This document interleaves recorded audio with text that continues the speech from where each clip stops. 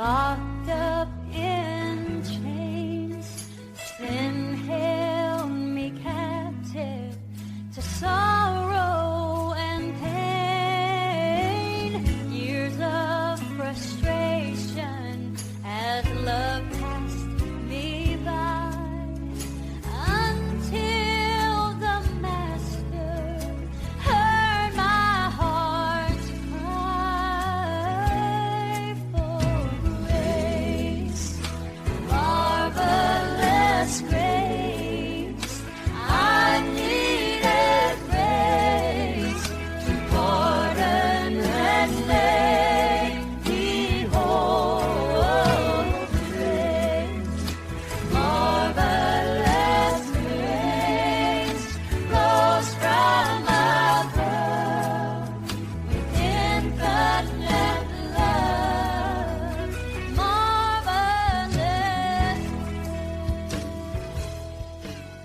Mga minamahal kong mga kaibigan at mga kapatid sa pananampalataya ng ating Panginoong Hesukristo, mga masugid nating tagapakinig ng ating programa, lalo na sa mga OFWs, sa biyaya ng Diyos, nais ko pong iparating sa inyo ang aming pagbati ng isang masaganang kapayapaan at pinagpalang araw sa ating lahat. Malugod ko pong anyayahan kayo ng pakikinig ng mensahe ayon sa salita ng Diyos dito sa ating palatuntunang pinamagatang biyaya at walang iba kundi ang biyaya ng Diyos.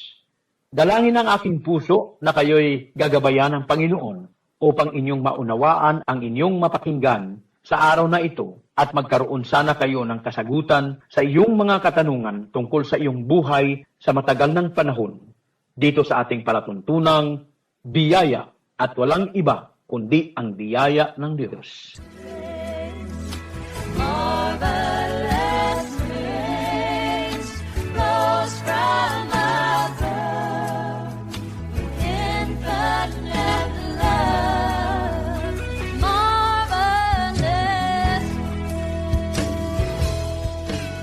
Bago po tayo magpatuloy sa ating programa, tayo muna'y manalangin sa ating Diyos. Ama naming nasa langit, purihin at sambahin ang iyong ngalan. Maghari po kayo sa amin at masunod nawa ang iyong kalooban sa aming buhay.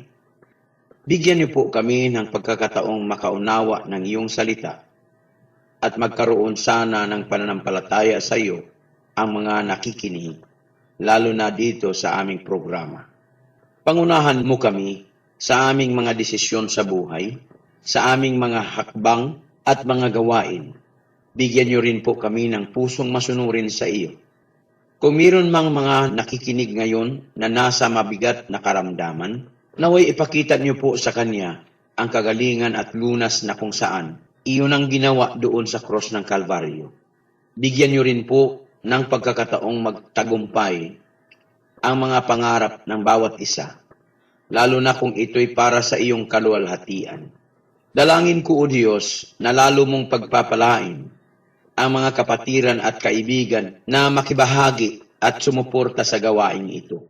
Bigyan niyo rin po ng pagkakataon ang mga magnanais na magpapagamit sa iyo para magpatuloy ang ganitong gawain. Ingatan niyo rin po kami sa araw-araw naming pamumuhay, gayon din ang mga kaibigan at kapatiran namin sa iba't ibang bansa na naghahanap buhay.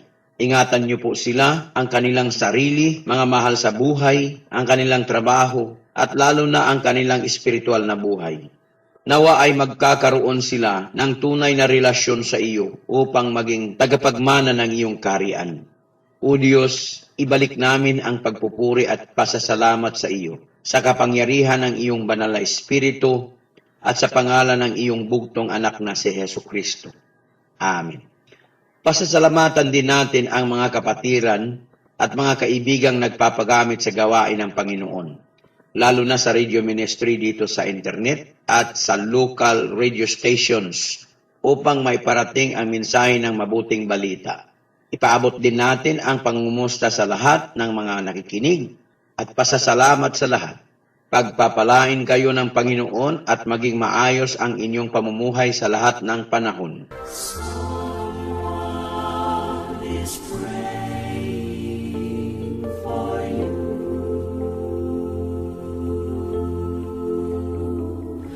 Someone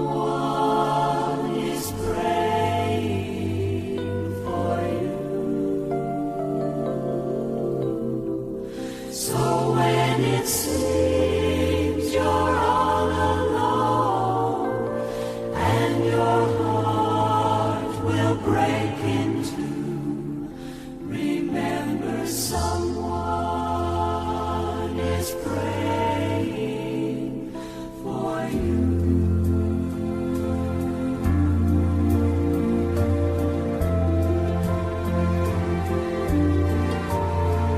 Have the clouds round you gathered in the midst of the storm? Is your ship tossed and battered? Are you weary and worn? Don't lose hope, someone's praying for you this very day, and peace be still is already on the way. Someone is praying for you.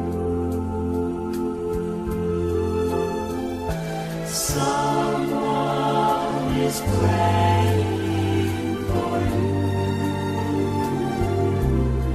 So when it seems you're all alone and your heart will break in two, remember someone is praying for you.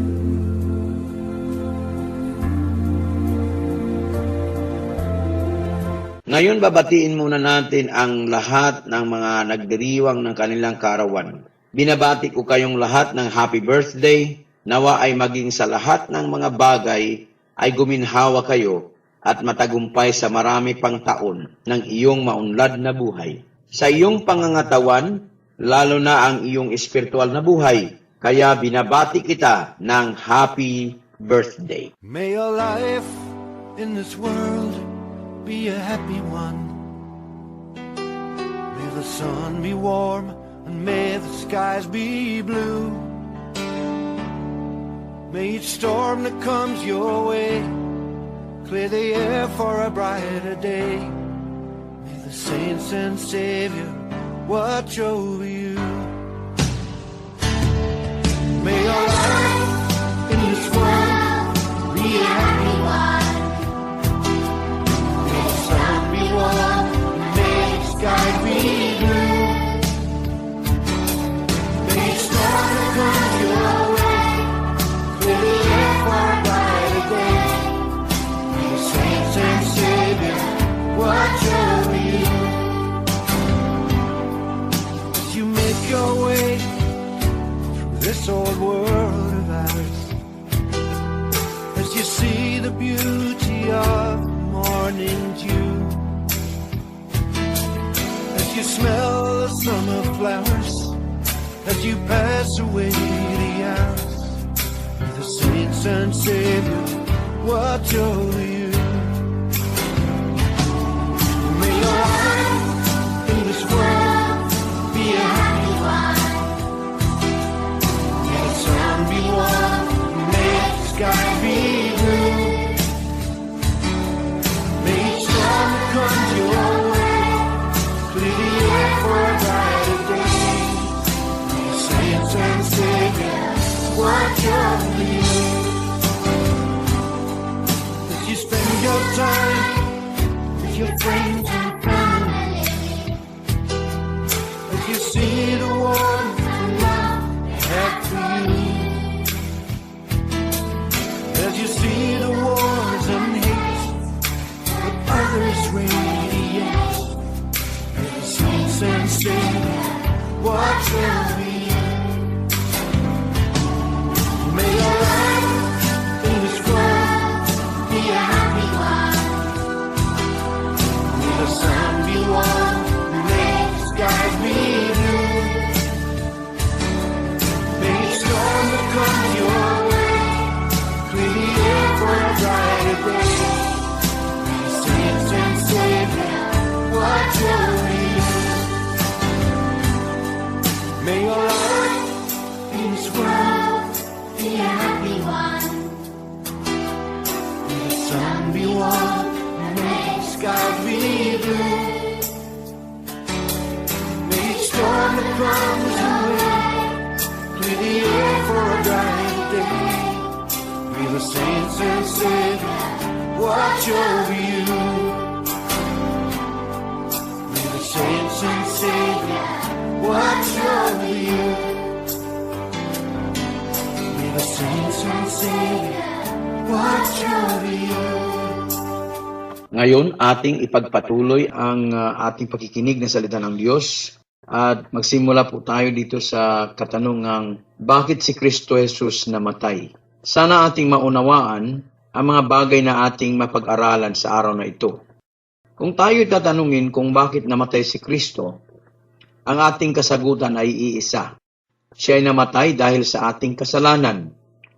Ito ang karamihan sa ating nalalaman kung bakit siya ay namatay at ito'y dahil sa ating mga kasalanan. At ito ay katotohanan sapagkat atin itong nababasa sa 1 Corinthians chapter 15 verse 3 ang sabi, sapagkat ibinigay ko sa inyo una sa lahat ang akin namang tinanggap na si Kristo ay namatay dahil sa ating mga kasalanan ayon sa mga kasulatan. For I delivered unto you first of all that which I also received, how that Christ died for our sins according to the Scriptures. Kahit po tayo'y mga makasalanan pa, siya ay namatay para sa atin. Sa Romans chapter 5 verse 8 ang sabi, datapwat ipinagtatagubilin ng Diyos ang kanyang pag-ibig sa atin, na nang tayo'y mga makasalanan pa, si Kristo ay namatay dahil sa atin. But God commendeth his love toward us, in that while we were yet sinners, Christ died for us. Ngunit hindi natin binibigyan ng pansin at pagpapahalaga ang isa pang dahilan kung bakit siya'y namatay. Ayon sa 2 Corinthians chapter 5 verse 15, sinabi, at siya'y namatay dahil sa lahat, upang ang nangabubuhay ay huwag nang mabuhay pa sa kanilang sarili, kundi doon sa namatay dahil sa kanila at muling nabuhay. And that he died for all, that they which live should not henceforth live unto themselves, but unto him which died for them and rose again. Kaya naman po, mayroong dalawang uri ng mga Kristiyano. Kung ating pag-aralan, una, Kristiyanong nabubuhay para sa kanilang sarili at Kristiyanong nabubuhay para sa Panginoong Hesus. Pangalawa, Kristiyanong hinahanap ang para sa kanilang sarili at Kristiyanong hinahanap ang mga bagay na makapagbigay luwalhati sa Panginoon. Pangatlo, Kristiyanong inuuna ang mga bagay sa sanlibutan at Kristiyanong inuuna ang kaharian ng Diyos. Pang-apat, Kristiyanong mas nagmamahal sa pira at Kristiyanong mas nagmamahal sa Diyos. Sa Luke chapter 16 verse 13, sabi nga rito, walang aliping makapaglilingkod sa dalawang Panginoon, sapagkat kapupuutan niya ang isa at iibigin ang ikalawa. O di kaya'y magtatapat sa isa at pawawalang halaga ang ikalawa. Hindi kayo makapaglilingkod sa Diyos at sa mga kayamanan. No servant can serve two masters. For either he will hate the one and love the other, or else he will hold to the one and despise the other. Ye cannot serve God and mammon. Kailangan malaman natin kung ano talaga ang ating layunin sa ating buhay. Sana mabigyan natin ng tamang pagpapahalaga ang mga dahilan kung bakit si Kristo ay namatay para sa atin. Itong mga bagay na ating pag-uusapan, gaya ng Kristiyanong nabubuhay para sa kanilang sarili at Kristiyanong nabubuhay para sa Panginoong Hesus, totoong kailangan nating bigyan ng halaga ang buhay natin. Ngunit, kung tunay nga talaga tayong mga mananampalataya kay Kristo, kailangan malaman natin kung para saan tayo nabubuhay. Alalahanin natin na siya ay namatay para sa atin upang tayo'y mabuhay, hindi na para sa atin kundi para sa Kanya na namatay at muling nabuhay para sa atin. Pangalawa, ating pag-usapan ang Kristiyanong hinahanap ang para sa kanilang sarili at Kristiyanong hinahanap ang mga bagay na makapagbigay luwalhati sa Panginoon. Tunay ngang tayo ay naghahanap ng mga bagay para sa ating sarili. At hindi ito masama. Halos lahat tayo ay may mga pangarap sa ating buhay. At nais nating makamit ang tagumpay nito. Ngunit ang masama minsan ay nakalimutan na natin makapagbigay ng kaluwalhatian sa Panginoon. dahil sa ating mga pangarap sa buhay. Minsan hindi na natin napapansin na ang Panginoon ay naghihintay sa atin upang atin siyang tawagan, lapitan at kilalaning may-ari ng lahat at siya rin ang magbibigay ng katuparan ng ating mga pangarap sa buhay. Dahil sa kakahanap natin para sa ating sarili, hindi na natin napapansin ang kanyang mga pangako at nakalimutan na natin ang dahilan kung bakit tayo nabubuhay.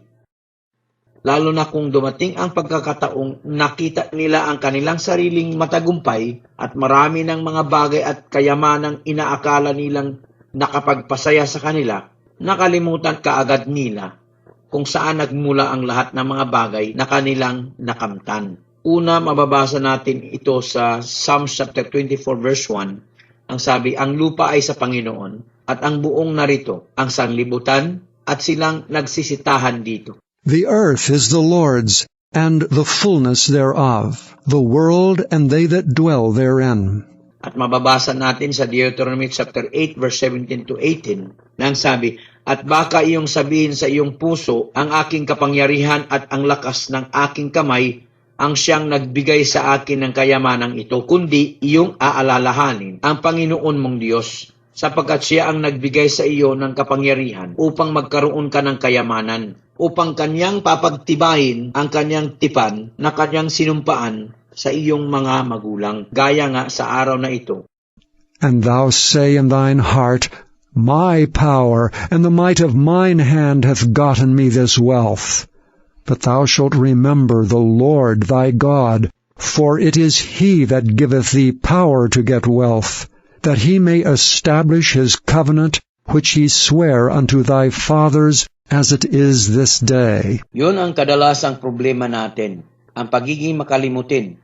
Madali tayong makalimot kung sino ang pinagmula ng ating pamumuhay, hanap buhay, at mismong may-ari nitong ating buhay. Minsan sa ating mga trabaho, kapag nakatanggap tayo ng promotion, iniisip kaagad natin na kaya tayo naging promoted kasi karapat-dapat tayo, masipag tayo, qualified tayo. Ngunit bakit kung hindi ikaw ang mabigyan ng promotion, nagtatanong ka, bakit hindi ako? Bakit siya? Samantalang ako ay well-experienced na. Kung sa qualification, wala siya sa aking narating. Nasasabi mo yun kasi ang buong akala mo, ikaw ang may kapangyarihan para sa ganong mga bagay. Ngunit kung ating naunawaan at nabasa ang salita ng Diyos dito sa Psalms chapter 75 verse 6 to 7 na ang sabi, sapagkat hindi man mula sa silangan, umula man sa kanluran, umula man sa timugan, ang pagkataas, kundi ang Diyos ay siyang hukom, kaniyang ibinababa ang isa at itinataas ang isa. For promotion cometh neither from the east, nor from the west, nor from the south. But God is the judge. He putteth down one, and setteth up another. Kaya kung tayo'y tunay na mananampalataya, dapat nating isipin na ang Diyos lahat ang may gawa at kapasyahan kung tayo ba'y itataas sa posisyon, sapagkat siya rin ang magbababa sa iba upang ikaw ay umangat, ayon sa ating nababasa. Ngunit ito ang kadalasang nangyayari sa buhay ng tao. Ang makalimutan nila ang Diyos, lalo na kung nasa mabuting kalagayan sila, ay napakahirap magbigay ng papuri at pasasalamat sa Diyos.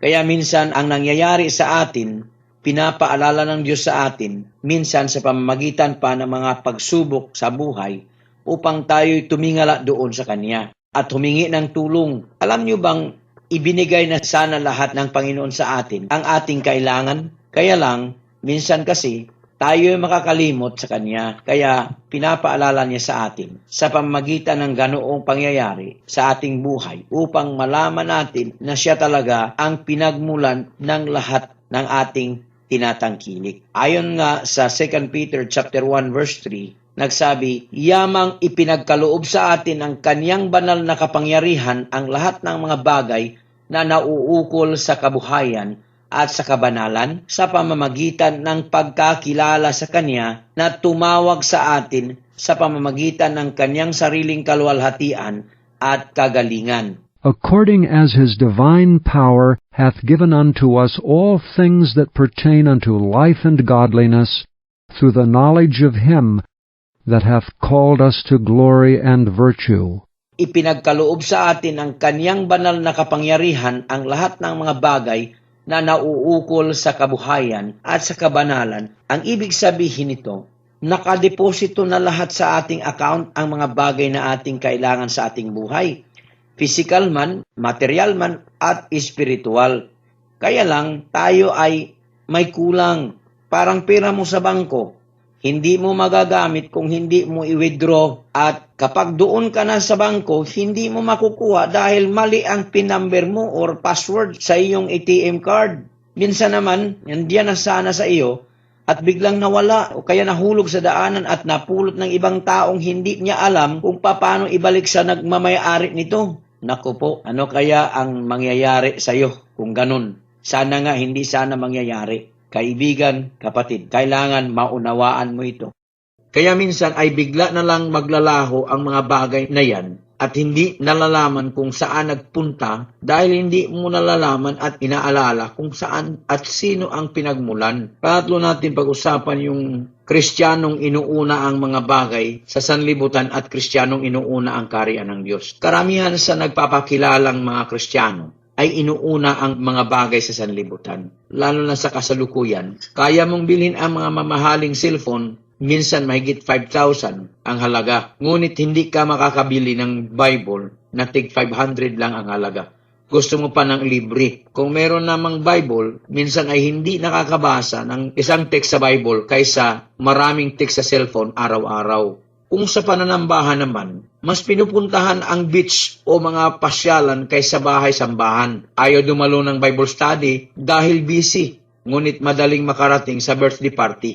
Pagdating naman sa pagbibigay ng bahagi para sa Diyos, na nagmamay-ari ng lahat at kayamanan ng kanyang buhay, mas uunahin talaga niya ang kanyang nakitang kailangan. Minsan, binabahagi niya kung magkano ang para sa upa ng bahay, para sa kuryente, para sa tubig, para sa gasol, para sa bigas at ulam, at sa mga utang, ngunit nakalimutan niya ang pinakamahalaga sa kanyang buhay na dapat niyang gawin ang magbahagi para sa Panginoon. Minsan sinasabi niya, paano to? Kulang yata. Wag na lang muna ako magbigay sa Panginoon. Naintindihan naman ako eh. Unahin ko na lang muna itong mga mahalagang bagay.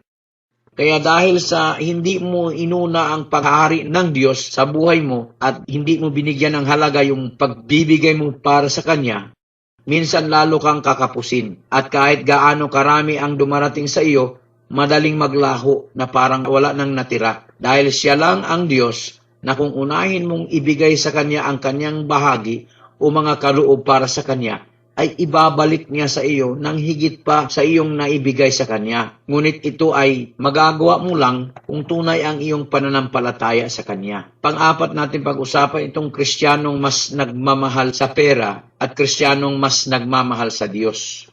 May mga bagay na dapat natin maunawaan patungkol sa pagmamahal natin sa ating Diyos. Minsan madali natin ipagpalit ang ating pagmamahal sa Diyos doon sa mga bagay na hindi naman ang siyang nagbibigay ng buhay sa atin. Halimbawa, dahil sa pera, hindi ka na makapagsamba dahil kung lumiban ka sa iyong trabaho, ay manghihinayang kang mawala sa iyo ang iyong sasahurin, lalo na kung araw ng linggo, minsan ay doble ang sasahurin mo. Hindi mo ba alam na ang pera ay hindi siya ang nagbibigay sa iyo ng buhay? Maraming taong may maraming pera, ngunit namamatay pa rin. Minsan, merong magsasabing, kung meron lang sana tayong pera ay malamang buhay pa siya. Ngunit hindi niya alam na ang nagbibigay ng buhay ay ang may-ari ng buhay at walang iba kundi ang Diyos. Minsan naman ay ayaw rin natin mabawasan ang pera natin lalo na sa pagdating ng mga pangangailangan ng para sa gawain ng Panginoon. Hindi mo ba alam na ang Diyos ay nagbibigay din ng mas higit pa sa iyong ibinigay sa Kanya? Lalo na kung ito ay para sa gawain ng Kanyang kaharian. Hindi mo ba nalalaman na kung meron kang ginawang kabutihan para sa Kanyang gawain at mga lingkod ay hindi niya makakalimutan? Ayon sa Hebrews chapter 6 verse 10, ang sinabi, sapagkat ang Diyos ay hindi liko upang limutin ang inyong gawa at ang pag-ibig na inyong ipinakita sa Kanyang pangalan, sa inyong paglilingkod sa mga banal, at hanggang ngayon nagsisipaglingkod kayo. For God is not unrighteous to forget your work and labor of love, which ye have showed toward his name, in that ye have ministered to the saints, and do minister. Hindi mo ba alam na kung meron kang natutulungang hikahos at nasa pangangailangan, ay nakapautang ka sa Diyos? Ang sabi nga sa Proverbs chapter 19 verse 17, ang naaawa sa dukha ay nagpapautang sa Panginoon, at ang kanyang mabuting gawa ay babayaran sa kanya uli. He that hath pity upon the poor lendeth unto the Lord, and that which he hath given will he repay him again. Kung iyong iisipin ang mga bagay na ito, sino po ba tayo na makapautang sa Diyos na nagmamay-ari ng lahat sa buong mundo at tayo'y mga katiwala po lamang? Ngunit yun ang sinabi sa katotohanan. Biruin mong nakapautang ka sa Diyos. Siya ang magbabayad sa iyo at ang iyong natulungan kung makaluwag naman at maalala kang bigyan ng kabutihan dahil sa mabuting ginawa mo sa Kanya, edi naging doble patuloy ang inyong matatamo. Paano kaya kung masunod sana natin ang utos sa atin ng Diyos? Dito sa Luke chapter 6 verse 38, sabi, mangagbigay kayo at kayo'y bibigyan. Takal na mabuti, siksik, liglig at umaapaw ay ibibigay nila sa inyong kandungan, sapagkat sa panukat na inyong isukat ay doon kayo muling susukatin. Give, and it shall be given unto you. Good measure, pressed down, and shaken together, and running over, shall men give unto your bosom. For with the same measure that ye mete withal, it shall be measured to you again. Ngayon, kaibigan at kapatid, ano po ba ang gamit mong sukatan para mapaglingkuran mo ang ating Panginoon? Nasukat mo na ba kung ikaw ba ay Kristiyanong nabubuhay para sa iyong sarili o ang Kristiyanong nabubuhay para sa Panginoong Hesus? Nasukat mo na ba kung ikaw ba ay Kristiyanong hinahanap ang para sa inyong sarili o ang Kristiyanong hinahanap ang mga bagay na makapagbigay luwalhati sa Panginoon? Nasukat mo na ba kung ikaw ba ay Kristiyanong inuuna ang mga bagay sa sanlibutan o ang Kristiyanong inuuna ang kaharian ng Diyos? Nasukat mo na ba kung ikaw ba ay Kristiyanong mas nagmamahal sa pera o ang Kristiyanong mas nagmamahal sa Diyos? Sana po magsilbing paalaala ito sa atin at ating matansya kung gaano tayo kasinsiro at totoo sa pagkilala sa Kanya at sa Kanyang salita na nagsasabing siya'y namatay at nabuhay muli para sa atin upang tayo'y mabuhay para sa Kanya at hindi na tayo mamumuhay para sa ating sarili. Sana po siya na ngayon ang nilalaman ng puso mo. Hari nawa, gayon na ang iniisip mo, kapatid at kaibigan.